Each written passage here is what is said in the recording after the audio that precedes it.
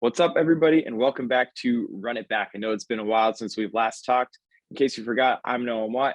He's Jacob Sondik, and we're doing this from home because A, we're on a winter break, and B, school's going to be online for the first 2 weeks of the semester, so I don't even know when we'll be back in person. But it's been a while since we last talked. The UConn men's basketball team, bit of a bumpy road. Last time we talked, they were ranked 15th in the country. Since then, they've slipped a little bit, lost a couple games. Now they're sitting at 10-4.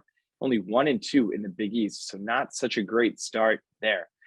Jacob, we'll start with you. You're the expert on this team. You're going to be covering the St. John's game this week. But first, talk to me about the Seton Hall loss. Well, for starters, I was pretty impressed with how well they shot. I don't think they've shot that well all season. Maybe the Auburn game a little bit, but even so, like, they came out ready to play. There was no slow start like we've seen in the past, like in the Providence game.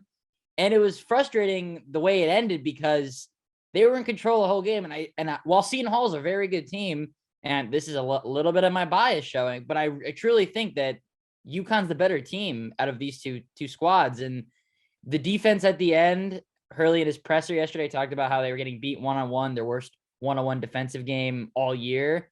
And I agree, watching the game, I mean, Cole fouled out and their guards were killing us. I mean, Kadari Richmond had the game of his life.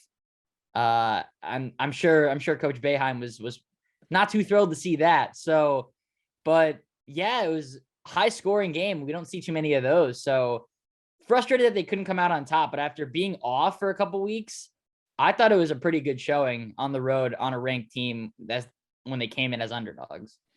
Yeah, I mean, I really didn't expect the offense to show up either. I thought it was going to be a game in the 50s, and it ended up being a game in the high 80s. But UConn, as you said, did shoot the ball well. They got a lot of really good looks in the first half. One encouraging sign was a Cook really shooting the three with confidence.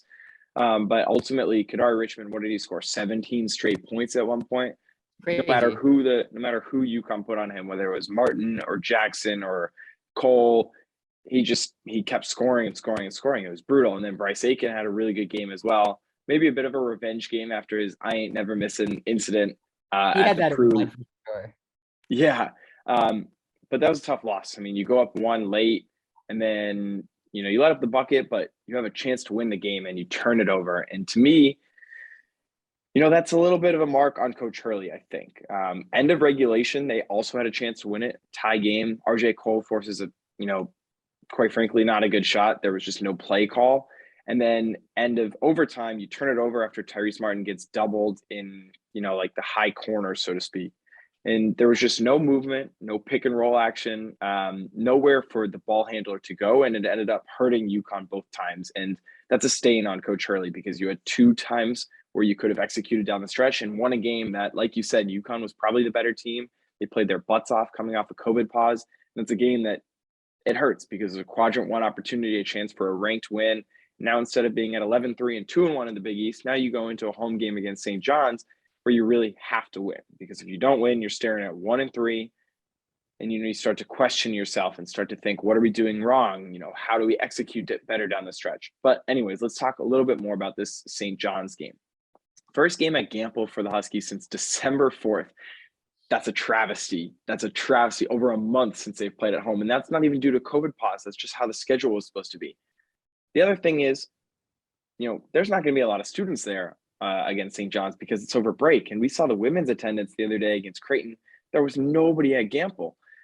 So it's like, okay, it's been forever since we've played at Gampel, but now we're playing there over break. So it's not going to be a great atmosphere. It's going to be, a game that UConn really feels a lot of pressure to win. What are you thinking against St. John's? Well, I mean, the obvious is, how do you stop Champagne? Because 21 points a game, I mean, he does everything. He's an NBA player, Hurley said yesterday, and I completely agree. And since their game against Auburn, they haven't had a guy that's like that pro ready when they had to face Jabari Smith, who is projected top 3 pick. Auburn stock since that game, a little off topic, it just rose. They're number 4 in the country. That's crazy. So, but I think it's gonna come down to how our guys can one-on-one defense can't be slacking against Champagne. And Posh Alexander is no joke as well. The thing with those guys is not only are they great players on the offensive end, they're great defenders as well. I mean, Champagne's averaging 2 steals and 1.5 blocks. Posh, 2.5 steals a game. So right there tells you all I need to know, that Mike Anderson has his team good on the offensive end and defensive end. And they need this game too. Their conference record's 1-1. They lost to Providence on Saturday. They were in it for a while, and then they ended up losing by 10. And then they took care of business kind of barely against DePaul the game beforehand. So they're very desperate for a win too. And like you said, I agree. The Gamble is going to be watered down Gamble, because students are on break. COVID's at an all-time high. And this is one of those games, I know we complained about the XL Center. Should have had it there. Like, it's all out of whack. Like, when students are in the semester, every home game should be in stores. And when students are on break, this is the perfect opportunity to play games at the XL Center. So I don't know. I think the desperation from both teams is going to be there. And St. John's, I mean, they beat UConn last year. So it's all about how UConn's going to bounce back and have a different team and performance than they did last year against the squad. Yeah, and they beat UConn inside Gamble Pavilion, so they know what it's like to play there. I mean, granted, there were no fans there last year, but it's a game that UConn has to show up for. They had a good start against Seton Hall, but they got to maintain that start. And there's a couple guys in the rotation who really need to play a lot better. And for me, those two guys are Isaiah Whaley and Jalen Gaffney. Both those guys didn't really have great games against Seton Hall, especially Gaffney. He's really been struggling lately. And Whaley just was not himself, especially on the defensive end. He couldn't really stop anything inside the paint. And against St. John's, you really got to make them beat you on the perimeter, because that's where Alexander and Champagny are going to play to their strength. So for me, for UConn to win this game, they got to keep it a little bit more low scoring. They got to get back to their identity a little bit of that tough, gritty defense. Let the offense, carry you a little bit. Against Seton Hall, it was a bit too much of a barn burner, especially coming off a COVID pause where UConn, their conditioning wasn't at an all-time high. And ended up biting them down the stretch. They got tired, and then Cole went out, and things sort of just slipped away from them in overtime, even though they had a chance to win. So we'll see. It'll be an interesting game. I hope UConn will come up on top. Obviously, I hope that, but I think that UConn's definitely the better team as well. St. John's isn't supposed to be one of the top teams in the conference here at home. So we'll see. And then you got to turn the page quickly, because you're going to Providence on the road on Saturday. Now, obviously, Providence beat UConn at home at the XL Center in the Big East opener.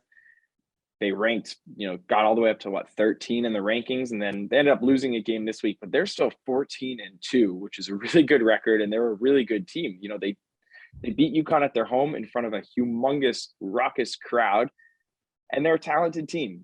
So got to win against St. John's, but then talk to me just briefly about the game that we're looking ahead to in Providence on Saturday. I think with Providence, it's quite simple. You cannot have the start they did last time, because they were down the whole game. Providence pushed it to 13, coming right out of half. Okay, first half is bad. Let's come out strong in the second half. Nate Watson 6-0 run by himself. Yep. After kind of having he didn't do a ton in the first half, and Providence has weapons around him. I mean, as much as him and his shaggy hair and how he plays, Horkler's going to shoot better than 0 of 3 from 3. He's going to make a three-pointer. That is for sure happening. And the slow start, they can't they're going on the road to the Dunk, and Providence is ready to go. I mean, they get up for these kind of games. I mean, yes, it's a conference game. Providence, UConn, I mean, those teams don't like each other. And Cooley's had Hurley's number. I'm sure Hurley knows that. And the slow start, just they cannot shoot 8 of 29 from 3. And most importantly, they can't shoot 7 of 13 from the line and expect to win.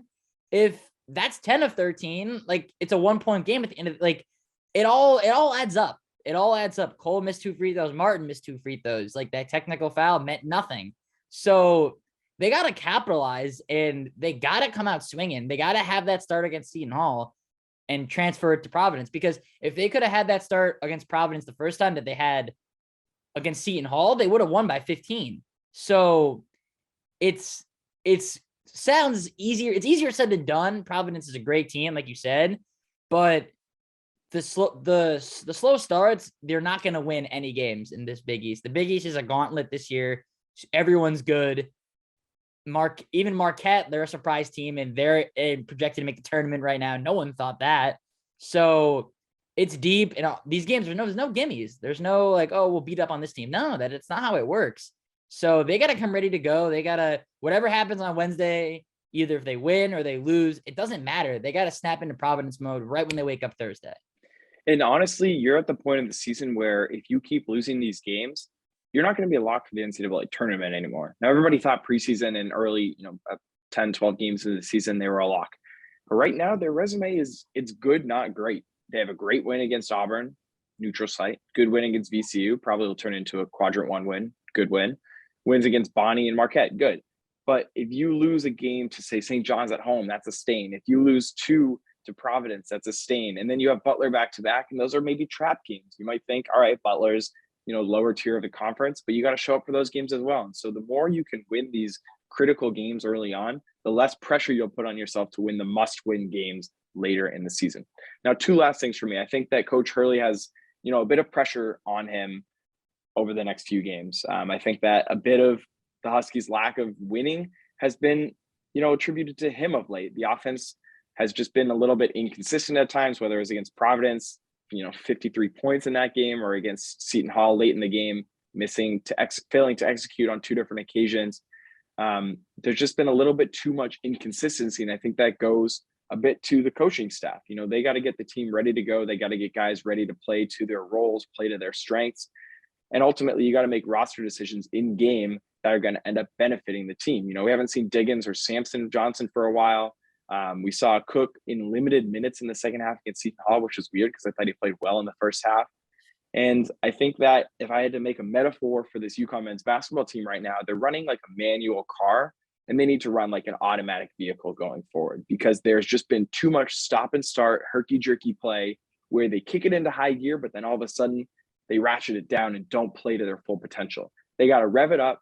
They got to play at a high level, and they got to play at a high level consistently going forward, because this team has way too much potential, way too much talent, and way too much veteran experience to be losing close games down the stretch as they have been during the start of this season. So that's all we got today for this episode of Run It Back. Sondik, great to hear from you. I'm excited to see what you got for coverage for the St. John's game tomorrow night. And I think I'll see you on campus then, and see you Saturday at Providence for a big tilt at the Dunk. Yes, sir. Can't wait. Big week for the boys out here. Got to take care of business. Yes, sir. Good opportunity to win some games. Good opportunity to see the team back in action. And hopefully everybody's staying safe out there. I know, like you talked about, COVID's running wild, and that's probably why the crowds will be a little bit smaller. So mask up, stay safe out there, everybody. And it's good to be back doing Run It Back. Hopefully we'll get into more of a rhythm going forward through the spring semester. For Jacob Sondik, I'm Noam. Thanks for tuning in to Run It Back. We'll see you next time.